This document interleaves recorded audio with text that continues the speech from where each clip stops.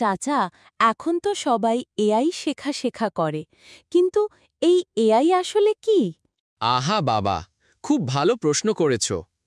AI মানে কৃত্রিম বুদ্ধিমত্তা। এমন এক প্রযুক্তি যেখানে কম্পিউটার নিজের মতো করে চিন্তা করে, সিদ্ধান্ত নেয়। মানে মানুষ ছাড়া একটা যন্ত্র কিভাবে চিন্তা করবে? ঠিক মানুষের মতো না, তবে অনেকটা সেরকমই। যেমন ধরো, তুমি যদি চ্যাট জিপিটিকে কিছু জিজ্ঞেস করো, ও তোমাকে উত্তর দিয়ে দেবে নিজের ডাটার উপর ভিত্তি করে। ও, তাইলে তো বেশ মজার জিনিস। কিন্তু এই এআই শেখা কি আসলেই দরকার?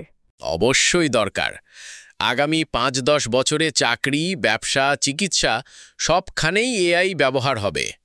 তাই আগে থেকেই শেখা দরকার, না হলে পিছিয়ে পড়বা।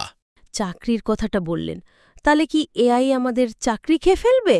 হ্যাঁ, কিছু কিছু কাজ হয়তো মানুষের বদলে যন্ত্র করবে, কিন্তু যারা এআই জানবে তারাই নতুন চাকরির সুযোগ পাবে।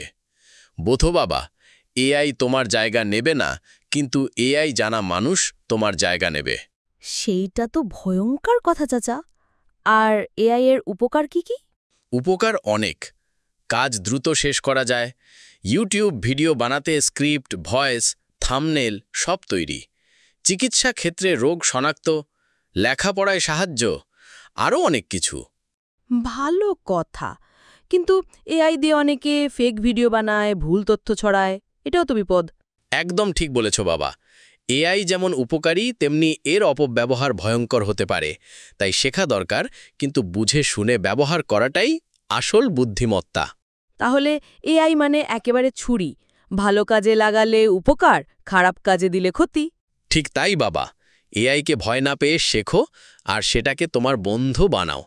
তাহলেই তুমি থাকবা সামনে আর অন্যরা থাকবে পিছনে।